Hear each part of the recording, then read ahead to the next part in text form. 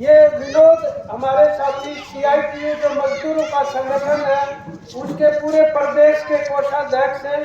रामेर है साथी मास्टर जगरोशन जी जो जाने माने अध्यापकों के नेता रहे हैं, वो किसान सभा में काम करते हैं। आज आपके सामने जो बातचीत हम रख रहे ये बात में या भी देख ली कि धुत्तू वाली गाड़ी भी आ गई, इससे पहले एक गाड़ी आ गई और तीसरी अगले गांव में जान लग रही है। यो काम जब आगरा जब इलेक्शन हो रहे हो, बिना इलेक्शन इतने आदमी इतनी गाड़ी ऐसे कोई करते नहीं। इलेक्शन अपना कोई लोड हो रहा कौन। अभी विधानसभा और लोकसभा के तो 1.5 साल पाछा होंगे। पंचायत का हो लिया अरे होए पाछा भी ओला आ गया बोला ओला आ जाए ना, वो कर दिया। 4 दिन से पहले बेईमान करार कर दिए। ऊपर से यो कानून बना दिया कि सरपंच जो है राइट टू रिकॉल, मतलब गांव वाले मतदाता सरपंच ने तार सके, जो कानून भी बना दिया। ये सरपंच इस चीज के खिलाफ को नहीं, ये न्यू के है शुरू कर दो ऊपर से। MP MLA ने भी तारण का होना चाहिए, फिर सरपंच का बुला दियो। और जब ऊपर ने भी तारण का कानून बन जा तो एक आधा बचेगा, सारे उतरेंगे। आज के दिन जो हालत है देश और प्रदेश की, सबने तार देंगे। लेकिन ये विपक्षिया ने तारण का लाग, परंतु आज के दिन जो हालात है प्रदेश की और देश की, उसमें हम कोई इलेक्शन मांगन, वोट मांगन या कोई चुनाव के लिए नहीं आए। आपा तो बल्कि मजदूरों की, किसानों की मुद्दों के बारे में आए थे। किसान ने एक लड़ाई लड़ी इकट्ठी होकर पूरे हिंदुस्तान में एक उदाहरण पेश कर दिया कि इतना बड़ा समर्थन और उनकी एकता से एक बहुत बड़ी जीत हुई। तो 3 कानूनों से एक बता बच गया आपा, लेकिन वो रास्ता भी छोटा नहीं उन्होंने। और वो न्यूनतम समर्थन मूल्य पे कानूनी गारंटी होनी चाहिए फसलों की खरीद की, वह मांग भी महत्वपूर्ण थी। वह लिख के दे दी थी सरकार ने कि हम इस पर कमेटी बना देंगे, लेकिन जब कमेटी बनाई तो न्यूनतम समर्थन मूल्य पर कानूनी गारंटी का जिक्र को नहीं करा उस चिट्ठी के अंदर। ये विश्वासघात हुआ।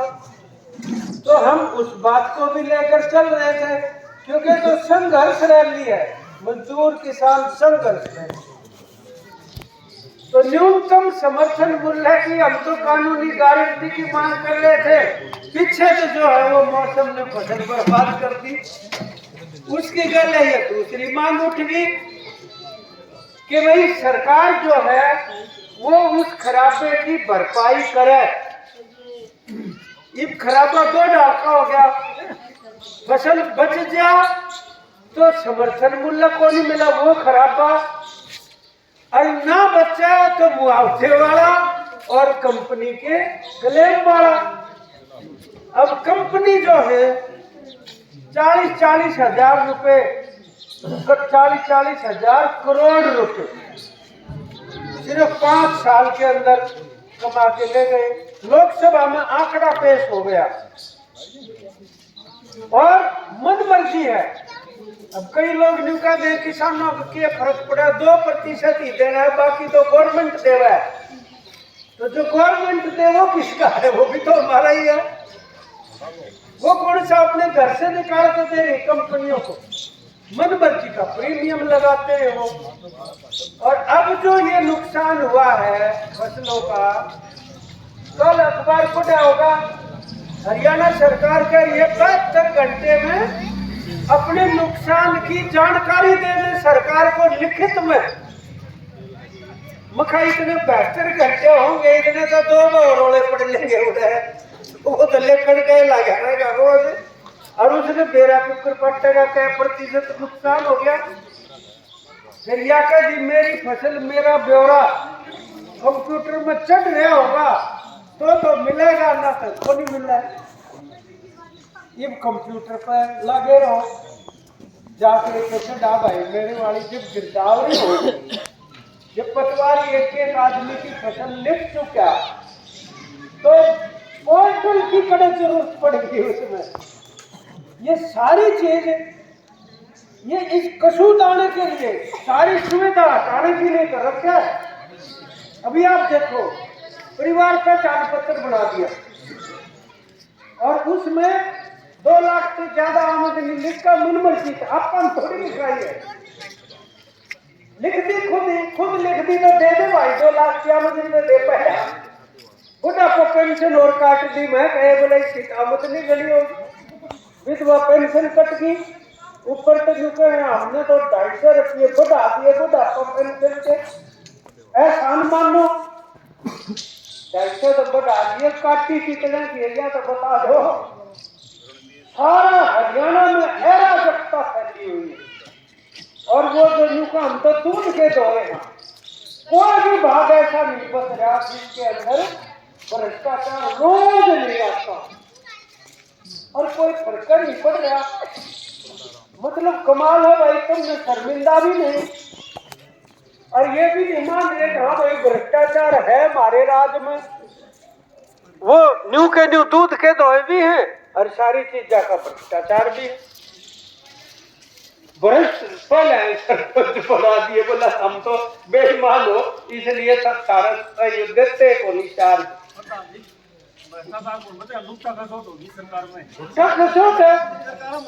बिल्कुल।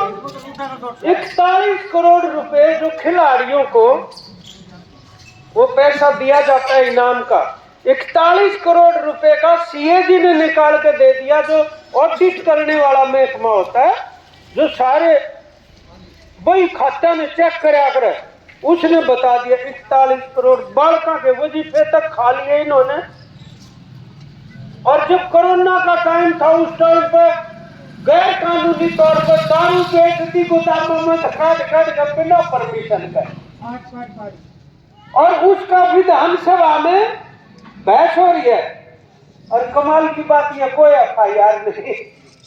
अब मंत्री जो है दुष्यंत चौटाला, उसका चाचा खुद कह रहा है विधानसभा में, बोला सबसे बड़ा चोर तो तू है, और कोई भी आरोप नहीं लगा रहा, चाचा भतीजे आपस में बताने लग रहे, सारी बात सामने।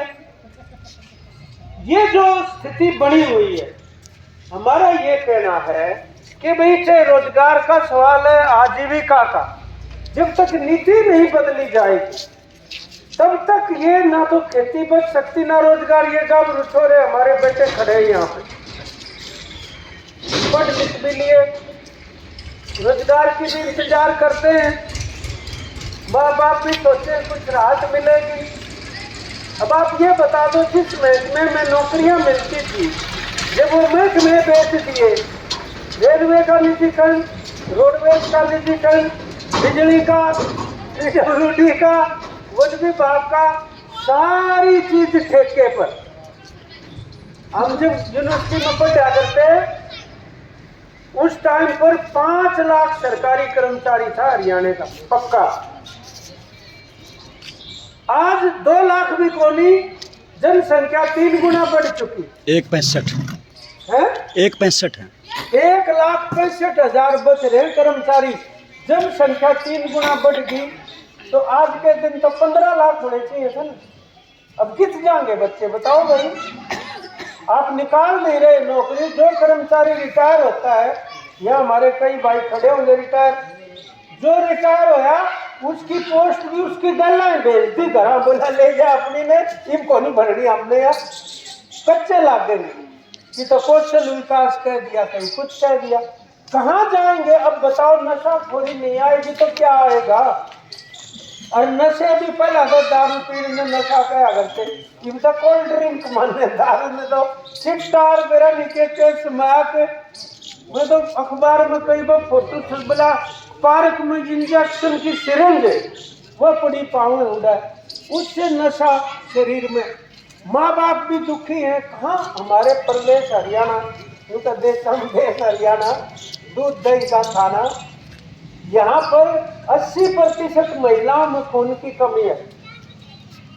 70% बच्चों में कम वजन है जितना चाहिए उससे, क्योंकि खुराक पूरी नहीं मिल रही। और पशुपालन की और कृषि की दोनों की बर्बादी, ऊपर से बजट पे हरियाणा का भी हो गया, ऑल इंडिया वाला भी हो गया। अब ये भाई जो है अनाज की बात बता रहा था कर्ण सिंह कि भाई वो 5-5 किलो मुफ्त देगा, प्रचार तो करना हो रहा है, बोला 5 किलो मुफ्त दे दिया अनाज, ये मजदूर काम को नहीं कर। अगर ये मान लो सस्ता अनाज भी 2 रुपए किलो के हिसाब से वो दिए जाते हैं तो किसान की फसल भी तब भी बिकेगी। अगर राशन प्रणाली ठप होगी तो फसल भी वो नहीं खरीदेंगे। इसलिए मजदूर की और किसान की यह सच्ची मांग है। जरूरी ये है कि सरकारी खरीद होने के लिए राशन प्रणाली सही ढंग से चलनी चाहिए।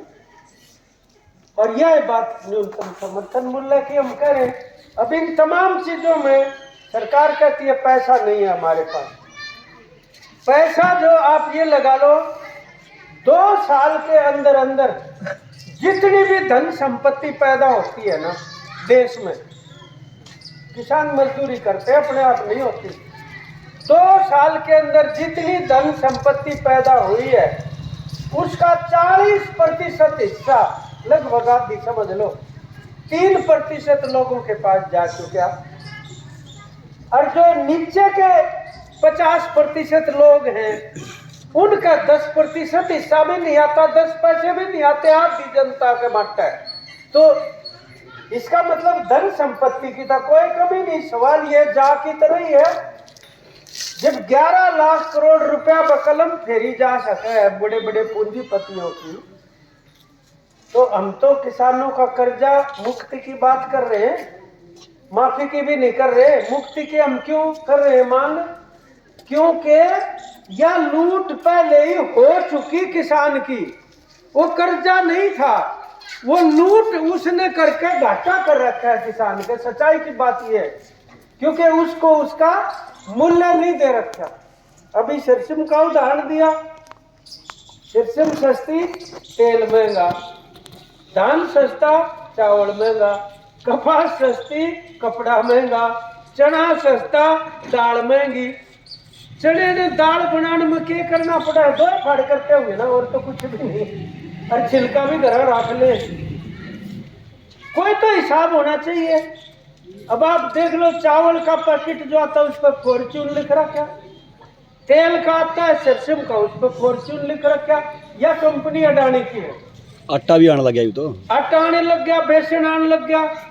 और जिस टाइम पर मजदूर के लिए या राशन प्रणाली में किसान के लिए तेल बंद कराया, ये उस टाइम पर फॉर्च्यून आया था। बोला दुकान पर से जाकर खरीदो, जितना फर्क पड़ेगा तुमने महंगा करना पड़ेगा उतने पैसे थारे खाते में डाल देगी सरकार। तो बोले हमको नहीं देवा। मका गैस के तो डालती है, गैस सिलेंडर के या कंडीशन हटवाओ जी। सिरसम पर जो 39% की गाड़ी है, हमारी सिरसम में 39। सही बात कर रहे हो। ये गाड़ी में कौन है? या भी शर्त, और शर्त ये भी हटनी चाहिए। हमारी कौन का इस बात नहीं, आप ठीक कह रहे हो, नहीं तो बिकेगी ही नहीं। मतलब शर्तें बिक्री की तमाम हटनी जरूरी है। ये इस बात के लिए ये संघर्ष और ये लड़ाई करने के लिए हम ये इकट्ठे हुए।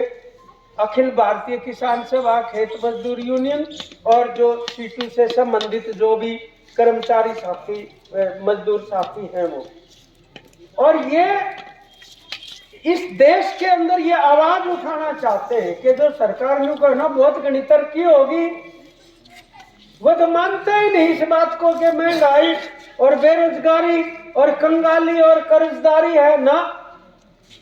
वो तो कहते राजपाट रहा विकास का। आप दिल्ली के अंदर लाखों की संख्या में जाकर ये कहना चाहते हैं कि सरकार झूठ बोल रही है। हालत तो असल में ये है, और इसकी दुरुस्ती के लिए हमारी मांग ये है कि ये नीतियां बदलनी जरूरी। केवल आदमी बदलने से बात बनने वाली नहीं है। जब तक नीतियां नहीं बदलेंगी, और नीति का मतलब ये है अगर हम 12 आने डालते हैं बजट के अंदर अपना खजाने में पैसा, तो हमारे को 12 आने का हक है। जो 4 आने डालो उसको 4 आने दो पूंजीपति को। यो जो नियम है यो तो सरकार ताण खड़ा कर रखा है, अपन यो पैरों पे ताण करना पड़ेगा, सिर ऊपर ने रुपा तले ने, तब जाके ये नीति का परिवर्तन जो है वो बात बढ़ेगी। और ये बात वही लोग कर सकते हैं जिनका तकलीफ है भाई, दूसरा तो क्यों करने लग गया। राजनीतिक पार्टी हमारी मांगों का समर्थन क्यों करेंगे अगर आप खुद ही नहीं कर रहे। इसलिए जब एक बात उठेगी तो फिर वो हाँ बढ़ने लगेंगे कि थारी बात या ठीक है, और हाँ बढ़ने लगेंगे तो आप उनको पकड़ भी सकते हैं। उसके बाद ठीक है भाई, वोट वाट तक किसी ने किसी को दे दी होगी, कोई बात नहीं, वो तो टाइम की बात है, ठीक है, जिसकी समझ में आई दे दी। लेकिन वोट देती है ना, अपन कोई पट्टा लिख कर को नहीं दिया ये तो हमारे नाशा में लट दे दियो, जब भी को नहीं बोला क्यों नहीं भाई, 5 साल का पट्टा को नहीं लिख रखा। तो हम तो इस बात के लिए कि किसान मजदूर की आवाज को ये नहीं सुधरे तो देश की अर्थव्यवस्था नहीं सुधर सकती। देहात के लोगों की जेब में पैसा डालना जरूरी है। जो अर्थशास्त्री बात करते हैं वो तो आप भी समझ सकते हो। संकट क्या है वास्तव में? संकट ये है लोगों को चीजों की जरूरत है, उनकी जेब में खरीदने की ताकत नहीं, इसलिए माल नहीं बिक रहा। क्योंकि पूंजीपति ये कहता है माल से मेरा कम बिक जाओ, मैं रेट नहीं कम होने दूं और न मजदूर ने उसका हक दूं। इस वजह से वो चीज बिकेगी नहीं। आप अगर देहात के किसान मजदूर को मजबूत करोगे तो वो पैसा बाजार में आएगा, वो सारी जरूरत की चीजें अपनी खरीदेगा। आज के दिन वो क्या खरीदा है? ऐसी चीज खरीदता है सिर्फ जिसके बिना जिंदा नहीं रहा जा सकता, बाकी सारी चीज वो खरीद नहीं पाता। तो ये एक बड़ा सवाल है कि ये हक जो है लोगों को पूरा का पूरा मिलना चाहिए, और इसके लिए नीति परिवर्तन हो। ये बात कहने के लिए हम ये नहीं कह रहे भाई 5 तारीख में दिल्ली जाए पास कोई समस्या नहीं रहेगी ना, लेकिन एक शुरुआत है लड़ाई की है और इसको आगे बढ़ाएंगे। जो किसान आंदोलन ने बीच में छोड़ रखी है उन मुद्दों को भी उठाएंगे, और जो मजदूर के जो सवाल हैं जितने भी उनको भी साथ में उठाएंगे। ये चाहे स्कीम वर्कर हो, अब तो ये है कि काम पक्का नौकरी कच्ची, और समान काम का समान वेतन लागू नहीं कर रहे। इसलिए आज हमारी रोजी रोटी बचाना, हमारे अधिकार बचाना, ये जो पंचायत की बात चल रही है वास्तव में पंचायती राज के ऊपर हमला है, ये सरपंच पे नहीं है। इसीलिए मैं कह रहा हूँ ये पंचायती राज पे हमला है, ये उसको खत्म करना चाहते हैं, संविधान को खत्म करना चाहते हैं। 2 चीज तो ये होगी, रोजी रोटी, संविधान, और तीसरी होगी हमारी एकता। एकता का मतलब ये है, ये जात पात पर फिरका परस्ती और हिंदू मुसलमान करके जिस तरह फूट डालते हैं, उसका कारण ये है ये लूट करना चाहते हैं। लूट करने के लिए 2 काम करें, एक तो झूठ बोले हैं और एक फूट डालते हैं। तो लूट, झूठ और फूट, 3 बीमारी ये न्यारी है बीजेपी में और पार्टियां में। ये इकट्ठी लड़ाई लड़नी पड़ेगी, तभी जाके दोबारा से हिंदुस्तान की जो अर्थव्यवस्था है, हमारी जो रोजी रोटी है, वो अपनी पटड़ी के ऊपर आ सकती है। ये बात करने के लिए आपके बीच में आए थे। आप इस पर विचार करो जरूर, और जो भी 5 तारीख के लिए आप व्यवस्था करके वहाँ पर पहुँचो उसका हिस्सा। और किसान सभा का भाई